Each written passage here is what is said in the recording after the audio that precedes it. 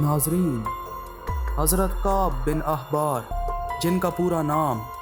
ابو اسحاق کعب بن مانے الحمیری ہے، آپ رضی اللہ تعالی عنہ کا تعلق یمن کے ایک یہودی قبیلے سے تھا۔ بعد میں آپ نے اسلام قبول کیا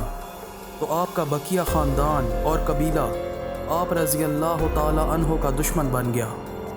اور آپ رضی اللہ تعالی عنہ پہ شدید جادو کروا دیا۔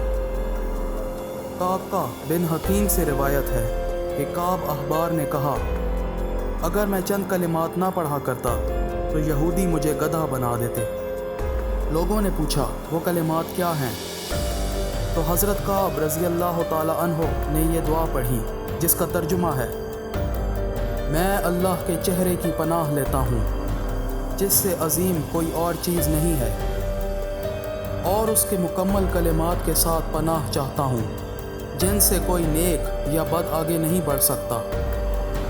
اور اس اللہ کے تمام اسماء حسنہ کے ساتھ پناہ چاہتا ہوں جن کو میں جانتا ہوں اور جن کو میں نہیں جانتا، اس چیز کے شر سے جس کو اس نے بنایا، پیدا کیا اور پھیلایا۔ ناظرین، اگر اس دعا کو دن میں روزانہ کم از کم 100 مرتبہ اول آخر 7 مرتبہ درود شریف کے ساتھ پڑھا جائے